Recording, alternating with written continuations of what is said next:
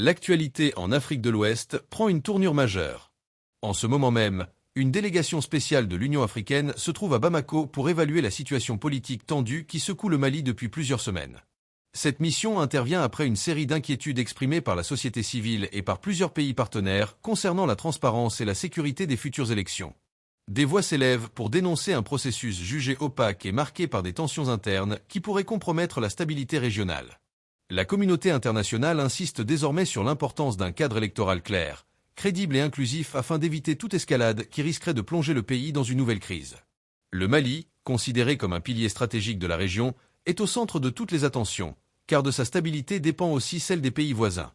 Les discussions en cours à Bamako pourraient donc décider du futur politique du pays et ouvrir la voie à une nouvelle phase de dialogue entre les autorités locales, l'opposition et les organisations internationales. Je vais couper la petite partie et puis je vais faire honneur à mes frères burkinabés pour qu'ils sachent que moi, je ne suis plus burkinabé que ça chauffe pas. Ok, coucou à tous. Merci d'être connectés. Voilà, avec moi ce matin, ce soir. Ça dépend de votre position géographique. C'est la guêpe. Donnez-moi une seconde. Toujours un plaisir d'être avec vous et toujours un plaisir de partager mes directs. Et mes baillements, comment allez-vous? Ah ouais, c'est chaud. C'est chaud sur Ouattara. C'est chaud. Voilà. C'est chaud sur Ouattara. Depuis la venue, voilà, de l'ONU au niveau de la Côte d'Ivoire, en ce moment et à cet instant T, je l'ai dit bien avant que l'ONU ne vienne. Je vous avais donné des informations. Je vous avais dit que l'ONU devait venir. Et quand l'ONU est arrivée, je vous ai dit que Afin Guesson a fait des cassements de papeau. Et que Alassane Dramane Ouattara, il est tellement furieux en ce moment. Il est tellement mécontent. C'est-à-dire que son cœur même est gâté complètement. Mais ce que Ouattara doit comprendre, c'est que, bien, si la Côte d'Ivoire arrive aujourd'hui à ce stade, c'est parce que quelque part, Ouattara a occasionné cela. C'est de ça qu'il s'agit. Si vous voyez aujourd'hui que la Côte d'Ivoire est mise dans une posture d'instabilité, si vous voyez aujourd'hui que... Et vous l'arrêtez, ma petite, ton gars mange bien. Tout ça là, c'est quoi? Il mange bien, c'est normal qu'il doit bien manger. Donc, anyway, si vous voyez aujourd'hui que la Côte d'Ivoire est arrivée à ce stade, c'est parce que quelque part, Alassane Dramane Ouattara a occasionné cela. Nous avons traversé des moments très durs dans notre pays et nous tous, nous connaissons vraiment, comme on le dit, l'histoire de la Côte d'Ivoire. Je le dis tout le temps que notre histoire, elle est très récente. L'histoire de la Côte d'Ivoire, elle est très récente. Il n'y a pas quelqu'un qui va venir nous modifier. Il n'y a pas quelqu'un qui va venir nous raconter. Il n'y a pas quelqu'un qui va venir chercher à nous expliquer réellement quelle est l'histoire de la Côte d'Ivoire. Parce qu'elle est tellement récente que, en ce moment et à cet instant, nous tous, nous savons réellement ce qui s'est passé. Même ceux qui sont nés dans les années 2000 aujourd'hui ont une idée de réellement ce qui s'est passé au niveau de la Côte d'Ivoire. Je l'ai dit. Vous savez, Ouattara est une personne qui est bouchée plus que tout. C'est quelqu'un qui est habitué à la violence. C'est quelqu'un qui est habitué à l'intimidation. C'est quelqu'un qui pense que il peut gérer, il peut modeler. Quand j'ai parlé de l'ONU et que j'ai commencé à dire que l'ONU a dit de mettre forcément le nom de Tidiane Thiam, de mettre forcément le nom du président Laurent Gbagbo sur la liste pour faire des candidats, voilà, aux élections de 2025. J'avais beaucoup de personnes qui ont écrit, bon, voilà, même pas beaucoup, hein, des filles, les minimes, voilà, qui ne veulent pas accepter cette vérité, en train de dire non, mais la guerre, c'est pas l'ONU qui va venir installer, c'est pas l'ONU qui va venir nous dire à nous les Ivoiriens qui doit être sur la liste électorale et que c'est le Conseil constitutionnel qui a décidé de ne pas mettre Thiam et de ne pas mettre le président Laurent Gbagbo sur la liste électorale. Mais ce que vous oubliez, c'est que ce même Conseil constitutionnel-là, c'est à la guise de qui? Le Conseil constitutionnel à la guise de Ouattara. le Conseil constitutionnel exécute ce que Ouattara dit. Le Conseil constitutionnel va sur l'approval et sur toutes les décisions que Ouattara exige. Ouattara dit, si les procureurs, on a eu beaucoup de personnes qui ont été condamnées à 20 ans de prison. On a eu beaucoup de personnes qui ont été condamnées à perpétuité. On a eu des personnes aujourd'hui qu'on a fait d'elles des exilés et tout. Pourquoi? Même nous autres là, on ne peut pas partir en Côte d'Ivoire. C'est pas que Ouattara a une plainte. Voilà, comme moi, à un certain moment donné, on disait qu'il avait, oui, effectivement, mis un mandat d'arrêt, voilà, international, à mon encontre. Mais il sait très bien que moi, je ne suis pas dans les juridictions, voilà, de la Côte d'Ivoire. Voilà, nous autres, là, on ne peut pas rentrer en Côte d'Ivoire. C'est pas parce qu'on ne veut pas rentrer, c'est parce qu'on sait que si on rentre, c'est à nos risques. Si on rentre, Ouattara va vouloir nous éliminer. Voilà pourquoi on ne peut pas rentrer. Sinon, c'est pas une peur dans le sens où il y a quelque chose d'autre. C'est parce qu'on sait qu'on tient à nos vies. Voilà que nous ne pouvons pas rentrer, mais pas parce que nous ne voulons pas rentrer. Et Alassane Draman Ouattara ne va jamais comprendre. Peu importe les instructions, peu importe ce qu'on lui dit de faire, il n'est pas prêt à faire. Donc aujourd'hui, cette même ONU qui a installé Ouattara, qui a instauré Ouattara à travers ce va-nu-pied de Sarkozy, voilà, aujourd'hui, cette même ONU intervient encore dans les histoires politiques de la Côte d'Ivoire. Ça doit emmener Ouattara en ce moment et à cet instant T. Cela doit emmener les gens à comprendre, les Ivoiriens à comprendre, les Africains à comprendre que cette fois-ci-là, c'est différent des autres fois. Cette fois-ci-là, il y a le président Laurent Gbagbo qui a son nom qui a été enlevé. Cette fois-ci-là, nous avons le président Thiam, voilà, qui a son nom qui a été enlevé. Et ne l'oubliez pas, surtout le président Laurent Gbagbo, c'est une personne qui a un parcours politique qu'on ne peut même pas expliquer. Parce que si on veut s'asseoir là pour parler du parcours politique du président Laurent Gbagbo, on ne va pas s'en sortir. Assez de cœur. S'il vous plaît, sécurisez mon direct là, parce que mon direct est complètement, voilà, attaqué. Je vois que, voilà, c'est en train de s'entrecouper. Donc, sécurisez mon direct. Ne vous en faites pas pour les commentaires, bande de cons. Voilà, on va les bloquer pour le moment. Concentrez-vous sur mon direct pour que l'information que je veux vraiment faire véhiculer puisse aller sans crainte. Et surtout, sans peur. Ne vous inquiétez pas pour les commentaires, bande de cons. On va les bloquer. Voilà, tout à l'heure. Voilà. Donc, comme je le dis, cette fois-ci là, nous avons le président Laurent Gbagbo qui est là. Nous avons Thiam qui est là. Donc, ce sont des personnes, voilà, comme je le disais, le président Laurent Gbagbo est une personne qui a un parcours politique vraiment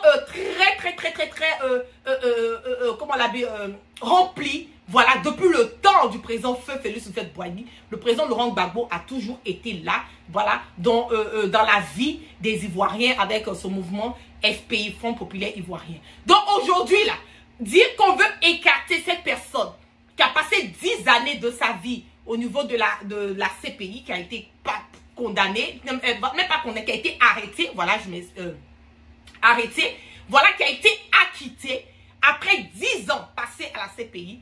Et dire qu'aujourd'hui, Ouattara ne veut pas mettre le nom du président Gbagbo sur la liste parce que ce monsieur, il sait très bien comment il a accédé. Et pendant tous ces 15 ans, quand on fait le bilan politique, économique, social, volet infrastructure, même infrastructure, on a un bilan à faire, le bilan est négatif parce que tout ce qui a été fait, voilà, par la voie de Ouattara aujourd'hui, même les routes et autres, toutes ces infrastructures côté routier, pardon, nous voyons que tout ça, c'est du blablabla, tout en train de se gâter et c'est l'argent du contribuable qui est utilisé pour le faire, mais ça ne nous bénéficie nulle part.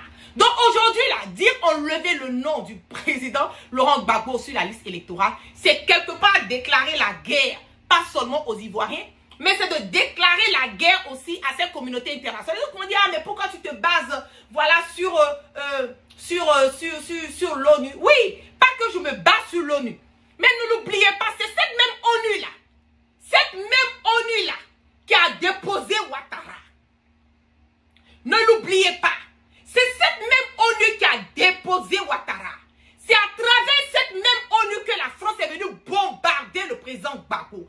Je veux que ça soit clair et que vous puissiez retenir cela. Parce que si l'ONU n'avait pas donné le OK à la France de venir bombarder le président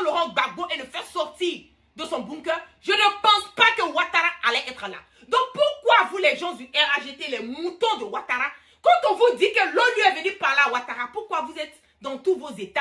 Pourquoi vous êtes fâchés? Pourquoi vous trouvez maintenant que l'ONU n'a pas de son mot à dire, voilà, dans le processus électoral de la Côte d'Ivoire? Non, l'ONU a toujours eu son mot à dire parce que l'ONU, à un certain moment donné, a pris des décisions qui étaient avantageuses, voilà, pour vous. Mais maintenant que ça ne vous arrange pas, maintenant que l'ONU est en train de dire à Ouattara de mettre le nom pour que nous puissions aller à des élections, vous refusez que cette l'ONU intervienne. L'ONU va intervenir matin, midi, soir. Tant que l'intervention de l'ONU, là, ça part dans le sens de ce que moi, la guêpe, je veux. Tant que l'intervention de l'ONU part dans le sens des opposants, tant que l'ONU peut emmener Ouattara, le mettre le dos au mur, moi, je vais parler de l'ONU matin, midi, soir. Je vais acclamer l'ONU. Je vais faire le tatalakou de l'ONU. Et je vais toujours inciter l'ONU à parler parce que l'ONU est en train de dire à Ouattara ce que Ouattara n'a pas envie d'entendre. On va écouter ce qui s'est passé à la sortie de l'interview. Le président Laurent Gbagbo a reçu en audience ce samedi 20 septembre à son domicile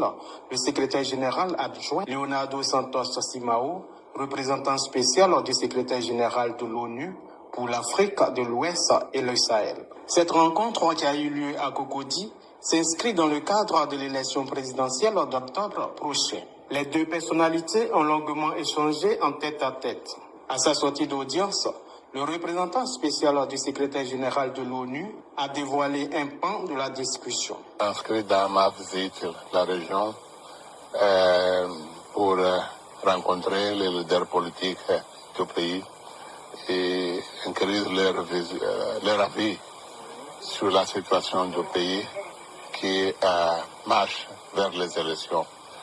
Le président Gbagbo a des préoccupations vis-à-vis des élections qu'il a partagées avec moi.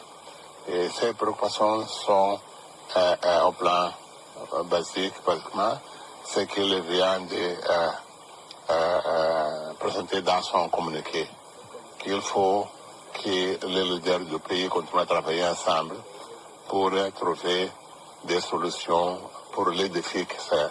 Donc, il est disponible pour travailler avec les autorités, avec d'autres forces politiques, pour donner sa contribution vers des élections apaisées. Notons que cette visite intervient dans un contexte de tension préélectorale. Okay. Donc, vous avez entendu ce que le secrétaire général de l'ONU a eu à dire après sa visite avec le président Gbagbo. Mais j'avais fait un post. J'avais fait un post bien avant cela, bien avant que tout ça n'arrive, où je vous ai dit, je vais repartir sur mon post, c'est important de repartir, pour que vous puissiez comprendre que quand je vous donne des informations, voilà, ce ne sont pas des informations à prendre à la légère, c'est parce que quelque part, je sais de quoi je parle et c'est parce que quelque part, j'ai eu des infos sur ça. Voici le post que j'ai eu à faire. Hier, j'ai dit, Pascal Affi-N'Guessan vient de recevoir le représentant de l'ONU ce matin. C'était de vrais cassements de papeaux, drap va partir forcé. Quand j'ai fait le post à ceux qui disent non, mais c'est pas vrai qu'il y a cassement de papeaux, on va écouter ce que Affi-N'Guessan a eu à dire. Et après Affi-N'Guessan, je vais vous faire encore une petite révélation. Donc, on y va.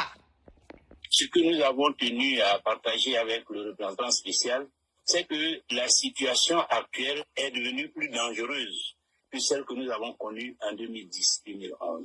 Nous sommes dans un environnement très très compliqué, très difficile, avec toutes les menaces que vous connaissez, et nous voulons que les Nations Unies, à partir de ce constat, décident de s'engager plus en avant, et que la question de la situation en Côte d'Ivoire soit portée devant le Conseil de sécurité, afin qu'une résolution soit prise pour stopper le processus électoral actuel. Vous avez entendu?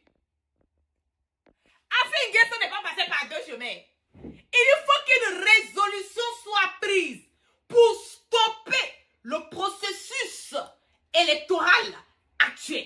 Lui n'est même pas passé par deux chemins pour dire non, voilà, il faut que ça soit apaisé. Vous savez, le président Laurent Gbagbo, il est un peu stratège. Voilà, lui, il est un peu... Mais lui, le cassement de papeau même, que que le président, et que par exemple le ministre Afin Guessan a eu à faire en interne. Et que je peux pas tout dire. Je vais remettre encore. Vous allez écouter ce que le ministre Afin Guessan a eu à dire. Ce que nous avons tenu à partager avec le représentant spécial, c'est que la situation actuelle est devenue plus dangereuse que celle que nous avons connue en 2010-2011. Nous sommes dans un environnement très très compliqué, très difficile, avec toutes les menaces que vous connaissez.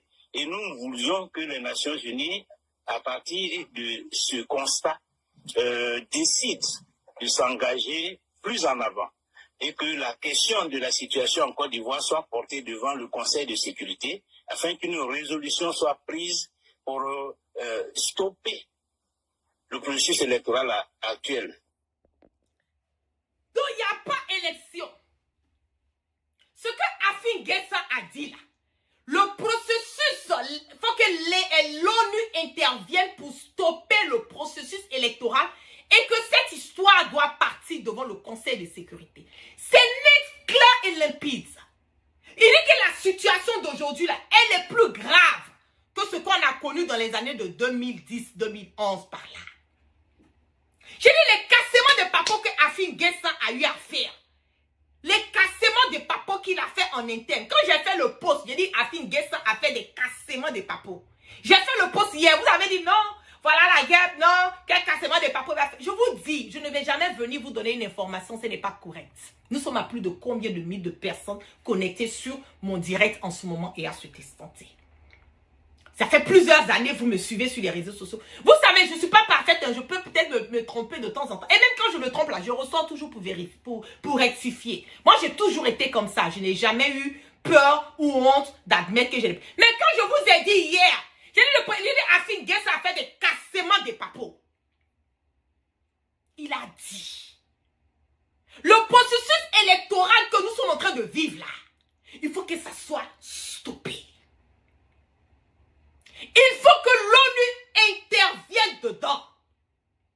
Il faut même qu'on aille jusqu'à le Conseil de sécurité de l'ONU. Parce que c'est devenu un problème sécuritaire. Puisque Ouattara fait rentrer des armes en Côte d'Ivoire. Puisqu'il y a les chars qui sont en train de sillonner nos différentes villes. Et ça, c'est déjà en train de préparer. C'est que ça prépare les Ivoiriens à savoir ce que Ouattara veut faire d'eux. Mais en même temps, c'est en train d'intimider. Puis ça crée le chaos dans le pays. Et dans le même temps, on nous parle des attentats terroristes sur le territoire ivoirien qui est orchestré. Et ces terroristes sont payés, nourris et blanchis par le gouvernement de Ouattara. Et nous sommes dans ça encore. Il envoie des chars de combat, des drones à la frontière de la Côte d'Ivoire du Burkina, la frontière de la Côte d'Ivoire du Mali, pour aller faire quoi encore? Attentat de déstabilisation du pouvoir du capitaine Ibrahim Traoré. Parce que c'est le capitaine Ibrahim Traoré qui coupe le sommet de Ouattara aujourd'hui, puisqu'à Simi, on a qu'à se dire la vérité. Le capitaine Ibrahim Traoré coupe le sommet de Ouattara aujourd'hui, plus qu'à Simi. Mais la Côte d'Ivoire va partir où dans tout ça? Mais c'est grave. C'est grave. Il faut que le processus électoral soit stoppé. Il faut que la liste électorale soit révisée. Et en plus de cela, il faut forcément que le nom du président Laurent Gbagbo et de Tia faut que ces noms-là soient mis. Faut que ces noms-là soient mis sur la liste électorale. On ne peut pas aller à une élection libre et transparente si on n'a pas ces différents leaders, Afin Guessan, tous ces gens, on ne les a pas sur la liste électorale. On ne peut pas parler d'une élection inclusive. C'est impossible. C'est impossible pour un Ivoirien aujourd'hui conscient, qui connaît les réalités de la Côte d'Ivoire, qui connaît le parcours, le processus électoral de notre pays depuis que Ouattara est arrivé. C'est impossible que nous puissions aller à des élections libres et transparentes et des élections apaisées sans que ces personnes soient sur la liste électorale. 2020, le président Gbagbo n'était pas encore là. C'est ça aussi qui est la vérité. Le président Gbagbo n'était pas là. Il y avait une histoire aussi qui était sur le leader Guillaume Soro. Vous avez vu ce qu'ils ont eu à faire au président Bédié. Aller barricader sa maison, couper l'eau, couper l'électricité. Même son médicament là, il n'a pas eu accès à ça. Vous avez vu ce qui s'est passé. Vous savez très bien comment le président Bédié est décédé. Ça là, c'est un riz couché qui est là. Les Ivoiriens n'ont pas fini, les Akans, les peuples baoulés n'ont pas encore fini de digérer la mort du président Bédié. On sait très bien ce qui s'est passé. Qui est la personne qui a été envoyée? Pourquoi le majordome du président Bédié aujourd'hui là, il est en fuite? Il y a trop de questions. Mais toutes ces réponses là, molema, au fur du temps, au fur que le temps avance là, au fur et à mesure que le temps avance, on aura des réponses claires, nettes et limpides sur toutes ces questions. Pour le moment là, la priorité là, c'est que Ouattara parte, Dramane parte. Il faut qu'il parte. 2020 là, ce n'est pas pareil que 2025. Je le dis ça tout le temps. 2020 n'est pas pareil que 2025. On a dit que la vérité, ça va chauffer. C'est pas un débat. Vous dire que nous allons partir à une élection qui sera apaisante, une élection sans problème, une élection vraiment à apaiser, c'est pas possible. Tant que le nom de Gbagbo n'est pas sur la liste, on ne peut pas partir à une élection apaisée dans notre pays. C'est impossible. Et même s'ils mettent le nom, je l'ai dit, il faut reviser cette liste électorale. Il faut réviser cette liste électorale. Parce qu'elle a été faite de telle sorte que Ouattara puisse gagner aux élections.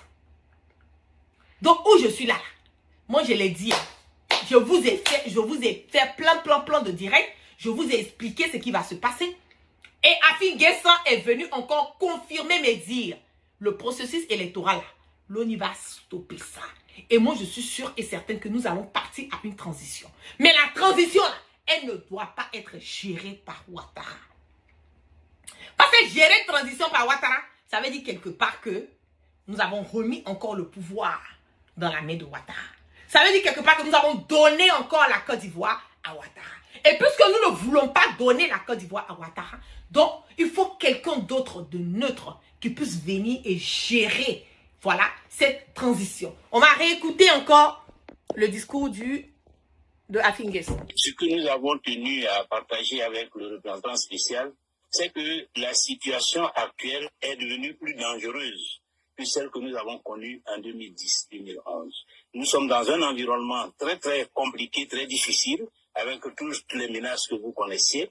Et nous voulions que les Nations Unies, à partir de ce constat, décident de s'engager plus en avant. Et que la question de la situation en Côte d'Ivoire soit portée devant le Conseil de sécurité, afin qu'une résolution soit prise pour stopper le processus électoral actuel. L'ONU, à partir de ces constats, quel constat? Quel constat Afin Guessan est en train de nous parler? Il dit l'ONU, à partir de ces constats, ça veut dire que l'ONU a constaté que Ouattara, son régime, c'est un régime dictatorial. L'ONU a constaté que la liberté d'expression n'existe pas. L'ONU a constaté que Ouattara n'est pas prêt à faire une élection inclusive. L'ONU a constaté que les fils dignes de notre pays sont incarcérés. Vous n'avez pas remarqué qu'à la venue du représentant de l'ONU, il y a eu des personnes, des jeunes du PPACI qui avaient été arrêtés, ont été libérés. Vous pensez que c'est un hasard? Vous pensez que c'est un hasard que Ouattara libère des fils, comment on appelle, des partisans du PPACI qui ont été arrêtés? Ouattara les a libérés, ça fait même pas plus de 2 ou 3 jours. Ça, c'était à la venue de l'ONU. Pourquoi Ouattara les a libérés? Pourquoi il les a libérés? Aujourd'hui, il dit Ouattara ne peut pas, il est là, il est en flocon, et je vous dis ça. C'est le Dagbaya qu'il est en train de faire. C'est que c'est montrer qu'il est fort. Sinon, Ouattara, il est fini. Il est fini comme un fruit pourri. Il suffit qu'il tombe et puis vraiment, nous puissions avancer et penser à autre chose. Mais ce moment-là, il arrive. Ce moment décisif-là arrive. Ce moment où la Côte d'Ivoire, la belle Côte d'Ivoire, l'Afrique, mon Afrique, la patrie, notre mère, Côte d'Ivoire, aura sa liberté, aura la tranquillité, aura la sérénité, aura l'amour de tous les peuples unis. C'est de ça qu'il s'agit. Ce temps-là va venir. Aujourd'hui, là, le combat que nous avons, un combat commun, je le dis, où nous devons mettre nos divergences de côté et former un bloc et un combat pour mener la Côte d'Ivoire aller de l'avant. Et un combat où tous les vrais Ivoiriens doivent s'unir et apporter notre soutien aujourd'hui à ces personnes qui veulent participer au changement, qui veulent participer à la construction et à l'édifice de notre belle nation. Ça va venir. Ça va venir. Ne vous en faites même pas. Ça va venir. Soyons sereins, soyons concentrés et restons toujours solidaires. Donc, sur ce, je ne serai pas du tout long. Je n'ai pas envie de dépasser plus de 35 minutes de direct pour donner le temps aux gens de plus regarder l'intégralité. Voilà, du direct. Merci à toutes les personnes qui sont restées connectées avec moi ce matin, ce soir, cet après-midi. Ça dépend de votre position géographique. Que la grâce de Dieu Tout-Puissant soit sur tout chacun et que Dieu, dans sa miséricorde, qui continue de pardonner nos péchés et qui nous emmène le sens du discernement. Vous passez une excellente journée, un très bon après-midi, une très belle soirée et puis bon début de semaine à tous pour lundi de demain. Au fur et à mesure que je détiens les informations, je vais toujours sortir et je vais vous faire les révélations, faire les cassements de papeau et vous partager avec vous ce que je détiens. Continuez à vous abonner. Chers abonnés, permettez-moi de conclure avec gravité, car ce qui se joue aujourd'hui dépasse de loin un simple déplacement diplomatique. La venue du représentant de l'ONU en Côte d'Ivoire est bien plus qu'une formalité. C'est un signal fort. La communauté internationale envoie un message clair. La confiance envers la gestion solitaire et contestée du régime en place s'effrite. Le monde entier observe désormais notre pays. Personne ne veut revivre les heures sombres qui ont marqué notre histoire. Cela signifie une chose essentielle. Les élections de 2025 ne pourront plus être organisées dans le désordre, dans l'exclusion ou sous le signe de la manipulation. Peuple ivoirien, ouvrez les yeux. Ce qui se décide aujourd'hui, c'est votre avenir, celui de vos enfants et des générations à venir. Les élections ne doivent jamais devenir la propriété d'un clan ou d'un régime. Elles appartiennent au peuple. L'ONU l'a répété avec insistance. Pas d'élection crédible sans la participation de toutes les grandes figures politiques. Pas d'élection crédible avec des institutions fragiles et manipulées. Pas d'élection crédible dans un climat de peur et d'injustice. Pour la première fois depuis longtemps, le régime en place fait face à une pression qu'il ne peut pas intimider ni faire taire, celle de la communauté internationale. Le peuple a parlé. L'ONU a entendu. Le peuple a souffert. L'ONU est venue constater. Et désormais, le monde entier observe. Mais attention, chers abonnés, la présence de l'ONU ne suffira pas si le peuple ne prend pas le relais. Ce combat, c'est le vôtre. La communauté internationale peut soutenir, mais le moteur du changement, c'est vous. Restez vigilants, restez unis, restez courageux. Ne vous laissez pas berner par les fausses promesses. Ne vous laissez pas diviser par les manipulations. Ne vous laissez pas intimider par la peur. Parce qu'un peuple qui se lève ne peut pas être vaincu. Parce que les dictateurs passent, mais le peuple demeure. Parce que les imposteurs tombent, mais la vérité finit toujours par triompher. Aujourd'hui, l'ONU est ici. Demain, c'est vous qui devrez écrire l'histoire. Ensemble, dites non au désordre. Non à l'injustice. Non aux élections truquées. Le monde vous regarde. L'histoire vous observe. L'avenir de la Côte d'Ivoire est entre vos mains. Peuple ivoirien, levez-vous. Parce que la liberté ne s'offre pas, elle s'arrache. Parce que la dignité ne se mendie pas, elle se conquiert. Parce que la vérité ne se cache pas, elle éclaire. Souvenez-vous, on peut faire taire une voix, mais jamais tout un peuple. On peut tricher une fois, mais pas éternellement. On peut manipuler un processus, mais pas arrêter le cours de l'histoire.